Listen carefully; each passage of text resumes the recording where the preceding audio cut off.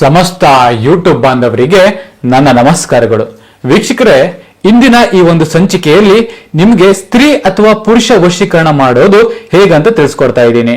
ಹಾಗೂ ಈ ವಶೀಕರಣ ಯಾಕೆ ತಿಳಿಸ್ಕೊಡ್ತಾ ಇದ್ದೀನಿ ಅಂದ್ರೆ, ಈ ಪ್ರಪಂಚದಲ್ಲಿ ಪ್ರೀತಿಯಿಂದ ಬಿದ್ದವರು ತುಂಬಾ ಜನ ಇರ್ತಾರೆ, ಹಾಗೂ ನೋವು ತಿಂದವರು ಅಷ್ಟೇ ಜನ ಇರ್ತಾರೆ. ಹಾಗಾಗಿ ಅವರ ಪ್ರೀತಿಯನ್ನ ಅವರು ಗಳಿಸ್ಕೊಳ್ಳೋಕೆ, ಹಾಗೂ ಯಾವುದೇ ಸ್ತ್ರೀ ಆಗಿರ್ಬೋದು ಯಾವುದೇ ಪುರುಷ ಆಗಿರ್ಬೋದು, ಅವರ ಪ್ರೀತಿ ಹಾಗೂ ಅವರನ್ನ ಪುನಃ ಪಡ್ಕೊಳ್ಳೋಕೆ ಹೇಗೆ ಅಂತ ನಾನು ನಿಮ್ಗೆ ಈ ಒಂದು ವಿಡಿಯೋದಲ್ಲಿ ತಿಳಿಸ್ಕೊಡ್ತಾ ಇದ್ದೀನಿ. ಹಾಗೂ ಈ ವಿಡಿಯೋವನ್ನ ನೀವು ಕೊನೆ ತನಕ ನೋಡೋದನ್ನ ಮಾತ್ರ ಮರಿಬೇಡಿ.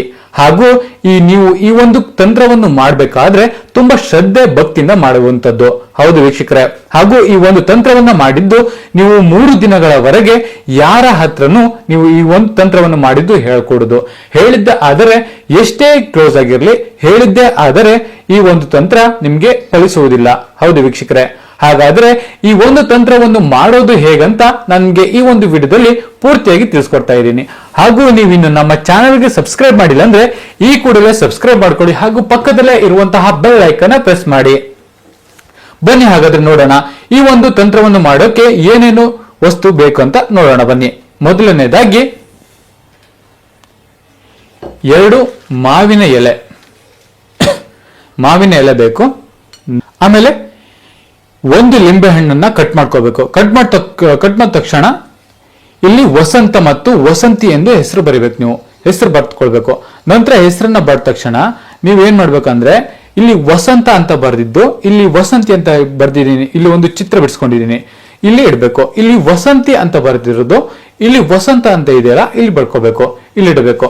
ಫಸ್ಟ್ ನೀವು ಈ ಚಿತ್ರಗಳನ್ನ ಬಿಡಿಸ್ಕೊಳ್ಬೇಕಾಗತ್ತೆ. ಇದು ವಸಂತಿ ಅಂತ ನಿಮ್ಗೆ ಸ್ತ್ರೀ ಅಥವಾ ಪುರುಷ, ಸ್ತ್ರೀ ವಶೀಕರಣ ಆದ್ರೆ ಇಲ್ಲಿ ಸ್ತ್ರೀ ಹೆಸರನ್ನ ಚಿತ್ರವನ್ನ ಬಿಡಿಸ್ಕೊಳ್ಬೇಕಾಗತ್ತೆ. ಪುರುಷ ವಶೀಕರಣ ಆದ್ರೆ ಇಲ್ಲಿ ಪುರುಷ ಇದು ಚಿತ್ರವನ್ನ ಬಿಡಿಸ್ಕೊಳ್ಬೇಕಾಗತ್ತೆ. ನೀವು ಮೊದಲನೇದಾಗಿ ಬಿಡಿಸ್ಕೊಂಡ ತಕ್ಷಣ ನಂತರ ನೀವೇನ್ ಮಾಡ್ಬೇಕಂತ ಹೇಳಿದ್ರೆ, ವಸಂತ ಅಂತ ಬರ್ದಿರೋದು ಇಲ್ಲಿ ವಸಂತಿ ಅನ್ನೋ ಜಾಗದಲ್ಲಿ ಬರ್ಬೇಕು. ಇಲ್ಲಿ ವಸಂತಿ ಅಂತ ಹೇಳಿರೋದು ಇಲ್ಲಿ ವಸಂತ ಅನ್ನೋ ಜಾಗದಲ್ಲಿ ನೀವು ಇಟ್ಟಿಡ್ಬೇಕು. ಸರಿನಾ? ಇದ್ರ ಇಟ್ಟ ತಕ್ಷಣ ನೀವೇನ್ ಮಾಡ್ಬೇಕು ಅಂದ್ರೆ, ಮೊದಲನೇದಾಗಿ ಕೆಂಪು ಕುಂಕುಮವನ್ನು ಹಾಕೋಬೇಕು. ಫಸ್ಟ್ ಮೊದಲನೇದಾಗಿ ಕೆಂಪು ಕುಂಕುಮ ಹಾಕೊಂಡು ಪಟ್ ಸ್ವಾಹ ಅಂತ 2 ಸಲ ನೀವು ಹೇಳ್ಕೋಬೇಕು ಮಂತ್ರವನ್ನ.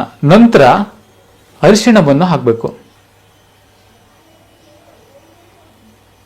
ವಶಂ ಸ್ವಾಹ ಅಂತ ಹೇಳ್ಬಿಟ್ಟು ನೀವು ಈ ಅರಿಶಿಣವನ್ನು ಇದರಲ್ಲೇ ಹಾಕ್ಬೇಕಾಗುತ್ತೆ. ನಂತರ ನೀವು ಏನ್ ಮಾಡ್ಬೇಕು ಅಂದ್ರೆ, ಇದನ್ನ ಹೀಗೆ ಕಟ್ಟಬೇಕಾಗತ್ತೆ. ಹೀಗೆ ಕಟ್ಟಿದ ನಂತರ ಇದಕ್ಕೆ ಒಂದು ಮೊಳೆಯನ್ನು ಚುಚ್ಚಬೇಕಾಗತ್ತೆ.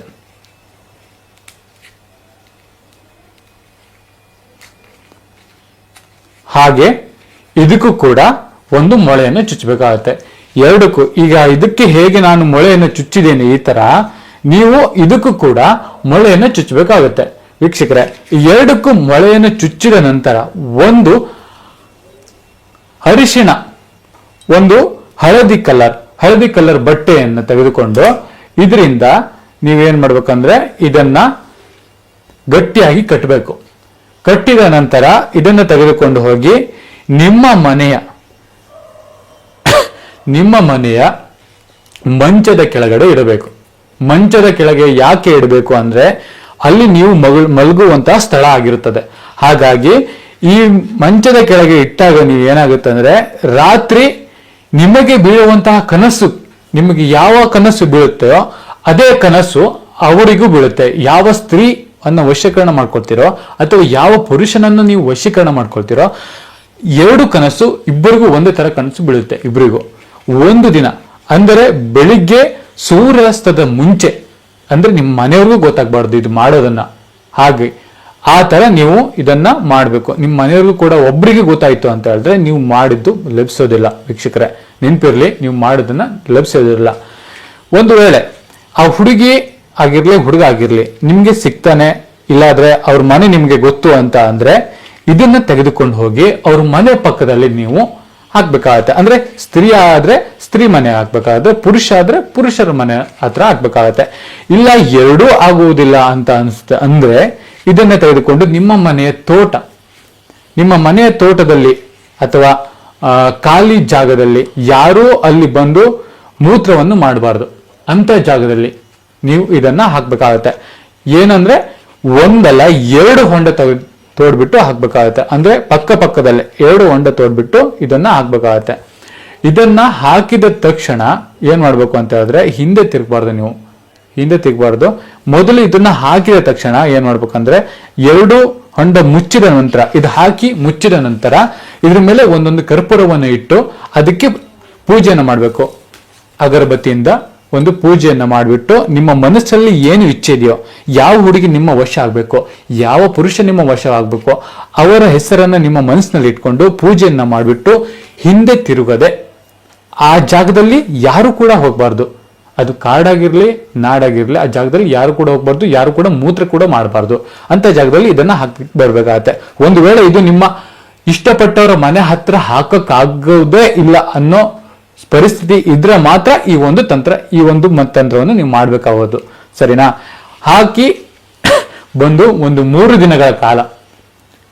ದಿನಗಳ ಕಾಲ ಈ ಒಂದು ತಂತ್ರವನ್ನು ನೀವು ಮನಸ್ಸಿನಲ್ಲೇ ಇಟ್ಕೊಂಡು ಯಾರ ಬಳಿನೂ ಹೆಚ್ಚಿಕೊಳ್ಳದೆ ಮನೆಗೆ ಬಂದು ಕೈ ಕಾಲನ್ನು ತೊಳೆದುಕೊಂಡು ಸೀದಾ ಮನೆ ಬಂದು ನಿಮ್ಮ ದಿನನಿತ್ಯದ ಕೆಲಸ ಏನಿದೆ ನೀವು ಮಾಡ್ಕೊಳ್ಳಿ. ಸರಿನಾ?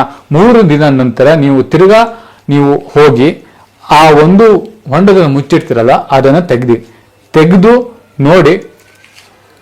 ಇದು ಹೀಗೆ ಇದ್ರೆ ಇವಾಗ ನೀವು ಮುಚ್ಚಿಡಬೇಕಾದ್ರೆ ಹೇಗಿರುತ್ತೆ ಅಂದ್ರೆ ಇದ್ಯಾವುದು ಬಾಡೋಗಿಲ್ಲ, ಯಾವುದು ಸೀದೋಗಿಲ್ಲ, ಏನೂ ಆಗಿಲ್ಲ. ಸರಿನಾ? ಹೀಗೆ ಇದೆ, ಕಪ್ಪಾಗಿಲ್ಲ.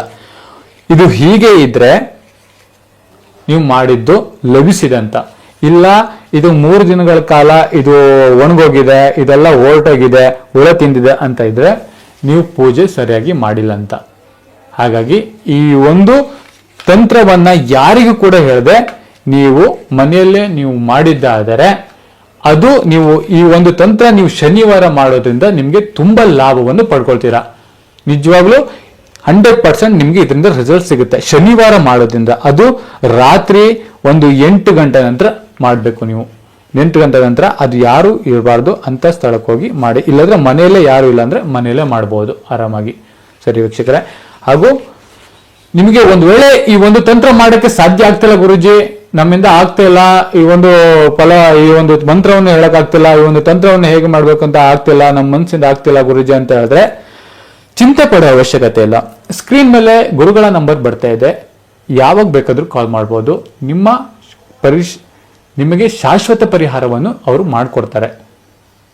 ಹಿಂದೆ ಕರೆ ಮಾಡಿ ನಿಮ್ಮ ಸಮಸ್ಯೆಗಳನ್ನು ಪರಿಹಾರ ಮಾಡ್ಕೊಳ್ಳಿ. ಎಲ್ಲರಿಗೂ ನಮಸ್ಕಾರ.